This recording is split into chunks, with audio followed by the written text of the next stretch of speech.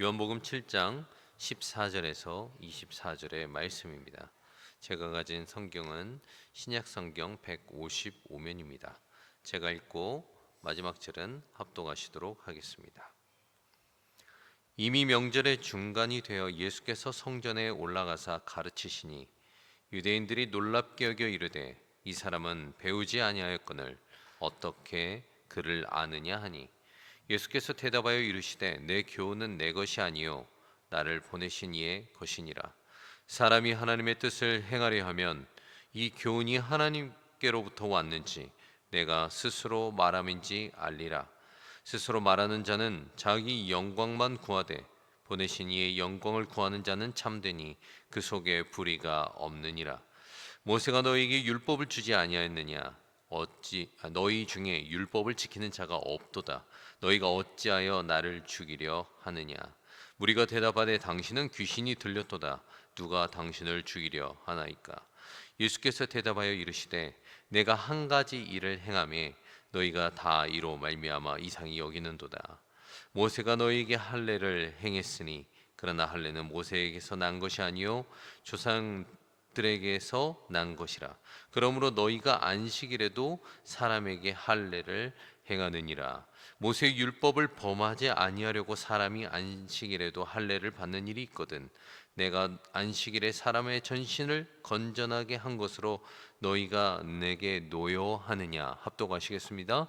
외모로 판단하지 말고 공의롭게 판단하라 하시니라. 아멘. 할렐루야. 사랑하는 우리 평강교회 성도 여러분, 오늘 또 새벽 예배를 사모하시고 이 자리에 나오신 여러분들을 주님의 이름으로 환영합니다.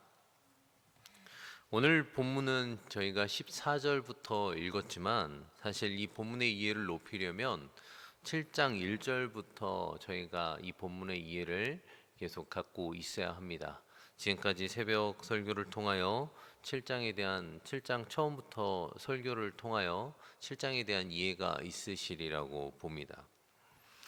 오늘 이야기는 예수님의 형제들이 예수님께 권면하는 내용으로 7장은 시작이 됩니다. 많은 사람들이 있는 예루살렘으로 가셔서 놀라운 능력을 행하심으로써 모든 영광을 받으십시오 라는 그런 제안을 하게 되죠.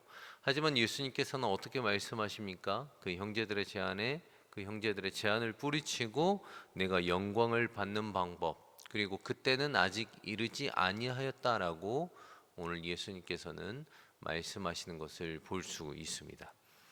그러나 초막절에 예수님께서는 예루살렘으로 가시지 않으시겠다는 그 약속을 지키지 아니하시고, 그리고 은밀하게 이동을 하시게 됩니다. 그리고 명절의 중간쯤 주님은 성전에 올라가셔서 가르치기 시작하신 것이죠. 동생들과의 말과는 달리 예수님은 왜 가셔서 가르치셨는가? 왜 올라가셨는가라고 말씀을 드리자면 그 답은 공개적인 것이 아닌 은밀하게 올라가셔서 자신의 일을 하셨다라는 것입니다. 어떠한 일을 말하시느냐라고 하면은 예수님의 목적은 영광을 받는 것이 아니라 14절에 그 목적이 나와 있는데 바로 어떤 목적입니까? 예수께서 성전에 올라가사 가르치시는 데에 목적이 있으셨다라는 것입니다. 사람들에게 영광을 받을 만한 놀라운 기적을 행하시는 것이 아니라 예수님의 목적은 가르치시는 데 있었다. 하나님의 백성으로서 초막절을 지킴으로써 하나님의 백성의 그 의무를 다함과 동시에 주님은 늘 행하시는 대로 예루살렘에 올라가셔서 예루살렘 성전에 가셔서 백성들을 가르치기 위해서 가셨다라는 것입니다. 그러한 예수님의 가르침에 유대인들은 참 놀랍게 여깁니다. 그리고 이런 질문을 던지죠. 이 사람은 배우지 아니하였거늘 어떻게 그를 아느냐라고 말하는 것입니다. 우리가 이 한글 글을 보면서 오해를 할 수 있는 것은 예수님이 글을 모르시나 보다 뭐 이렇게 생각하실 수가 있지만은 이것은 글을 모르는 게 아니라 문맹을 이야기하는 것이 아니라 예수님의 가르침에 놀랐다는 이야기입니다. 당시 율법학자들이나 랍비들은 가르침을 통하여 그 가르치는 방식들이 있었는데 당시 율법학자들과 랍비들의 가르침의 방식과 내용이 달랐다는 것이죠. 당시 랍비들은 주로 권위 있는 사람들을 인용해서 가르치기를 좋아했습니다. 즉 자신들의 권위가 아닌 다른 사람들의 권위를 이용하여 가르쳤다라는 것입니다. 하지만 예수님은 그런 사람들의 권위에 의존하여 가르쳤던 것이 아니라 바로 누구의 권위에 의해서 가르쳤습니까? 자신의 권위를 들어서 가르쳤다라는 것입니다. 예를 들면 나는 너희에게 이르노니 라는 이런 어법 같은 거 말입니다. 예수님께서 자주 하셨죠. 나는 너희에게 이르노라 라는 이런 어법 말입니다. 그런데 그렇게 다른 사람의 권위로 가르치는 것이 아니라 자신의 권위로 가르치는 것을 불편하게 듣는 이들이 있었다라는 것입니다. 그리고 그렇게 불편하게 들렸다라는 걸 아시니까 예수님은 어떻게 이야기하십니까? 이것은 내 교훈은 내 것이 아니라 나를 보내신 이의 것이다라고 말씀하십니다. 자신의 가르침이나 방법에 대해서 불편하게 여겼던 그들에게 예수님은 자신의 가르침이 아니라 자신을 보내는 하나님의 아버지의 가르침이다라고 말씀하신다는 것이죠. 그러나 이 군중들은 예수님의 가르침을 정말로 내가 받을 만한 교훈이나 받을 만한 진리로 생각하지 않았습니다. 그냥 불편한 가르침이라고 생각했습니다. 왜냐하면 너무나 그들이 듣기에는 생소한 가르침이었기 때문입니다. 그래서 이 교훈이 정말로 맞는가? 이 교훈이 정말로 들을 만한가? 라는 부정적인 시선이 있었다라는 것입니다.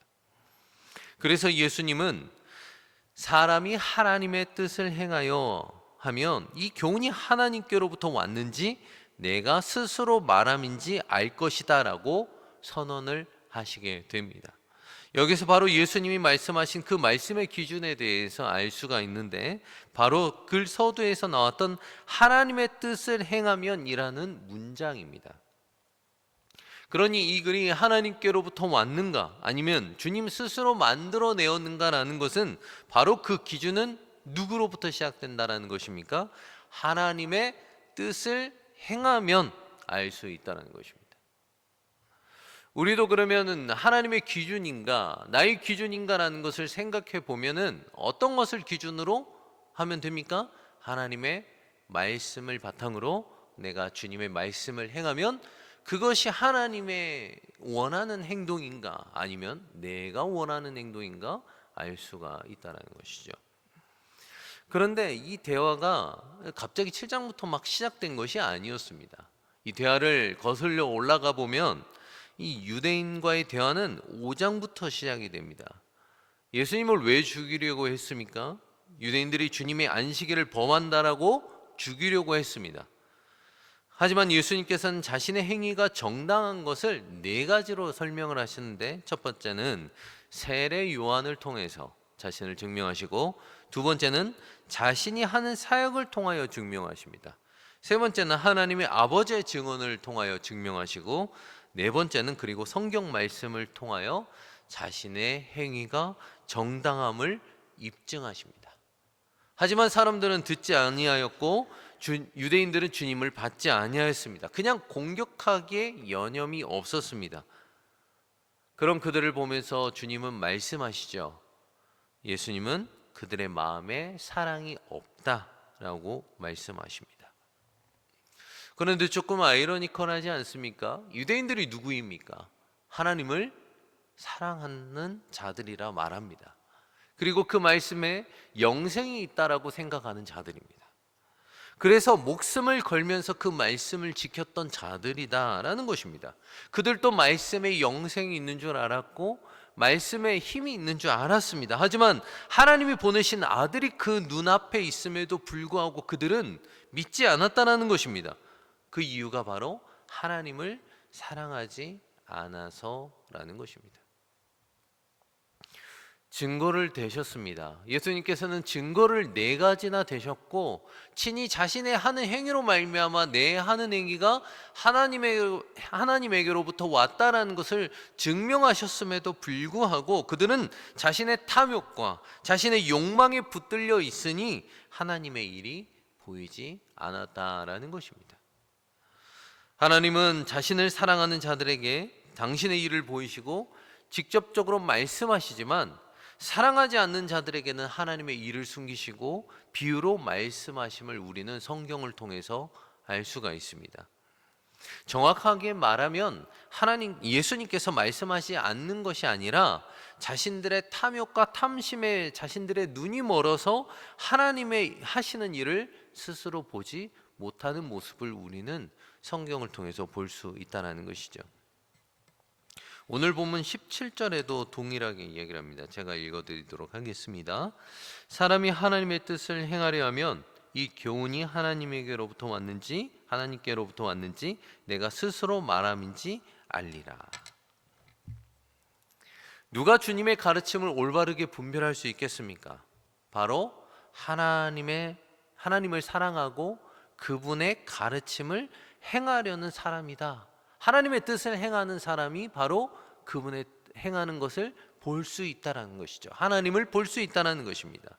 단순히 말씀을 많이 공부하고 그리고 그냥 그런 사람들이 하나님을 볼 수 있는 것이 아니라 하나님을 사랑하고 그 말씀에 순종하는 사람들만이 예수님의 말씀을 깨달을 수 있다는 것입니다.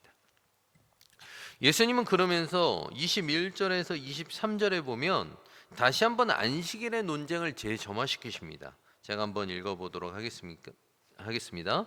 예수께서 대답하여 이르시되 내가 한 가지 일을 행하매 너희가 다 이로 말미암아 이상히 여기는도다.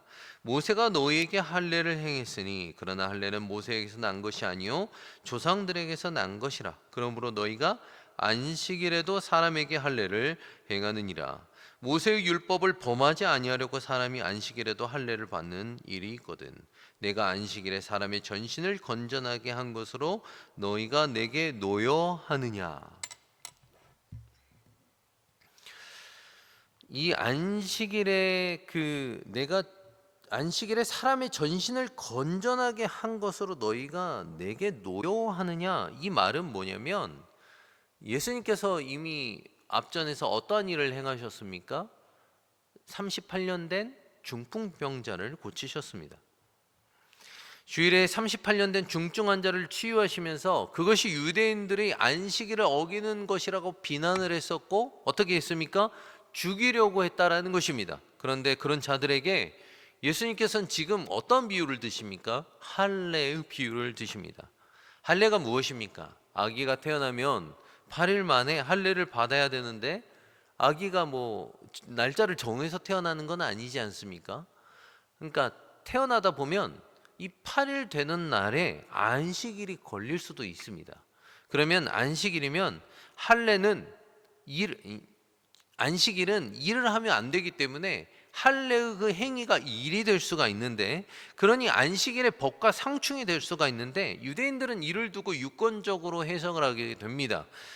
할례는 일이지만 하나님 앞에서 인간이 온전하게 되는 것이므로 안식일을 범하는 것이 아니다라고 유대인들은 해석을 했다라는 것입니다. 주님은 그 논리를 그대로 사용하십니다. 안식일에 할례가 율법을 깨는 것이 아니라면 하물며 사람의 전신을 온전하게 하는 이 치료의 행위가 어떻게 안식일을 범하는 것이냐, 한번 너희들이 대답해 보라 라고 논리적으로 말씀하고 계시는 것이죠. 그러면서 예수님께서 뭐라고 하십니까? 외모로 판단치 말고 공의롭게 판단하라 라고 말씀하시는 것입니다. 사랑하는 우리 평강교회 성도 여러분, 우리는 교회를 하면서 여러 가지 나의 그 경험과 신앙적인 지식으로 주님의 일을 가리우는 것이 있음을 우리는 기억해야 될 것입니다. 오늘 본문은 이 시대를 살아가는 우리들에게 이야기를 합니다. 주님의 말씀을 사랑하지 못하면 어떻게 돼요? 깨닫지 못한다. 주님을 사랑하지 않으면 주님을 보지 못한다라는 것을 알려주시는 것입니다.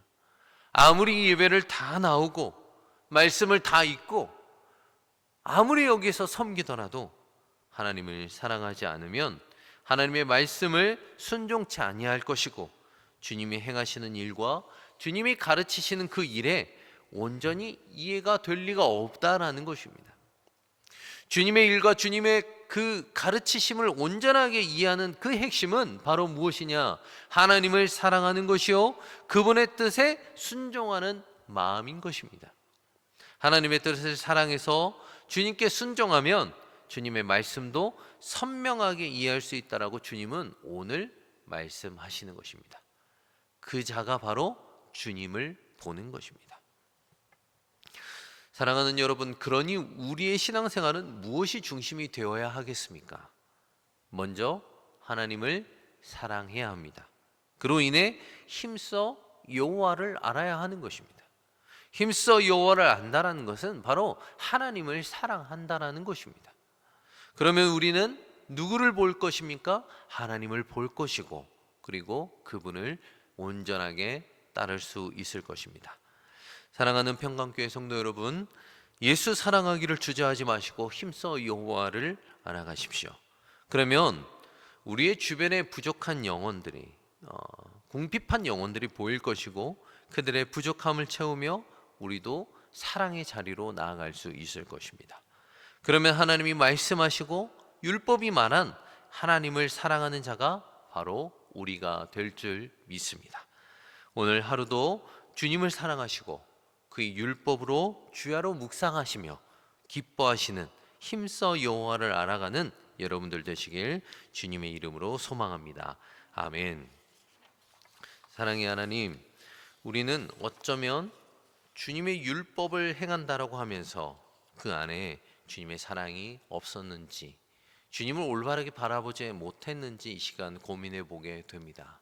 하지만 주님을 사랑하는 것, 그리고 주님을 사랑하는 걸 통하여 온전하게 주님을 보실 수 있다라고 주님께서 오늘 말씀하셨사오니, 먼저 우리가 힘써 여호와를 알아 주님을 사랑하며 주님을 보며 주님을 따라가게 하여 주시옵소서.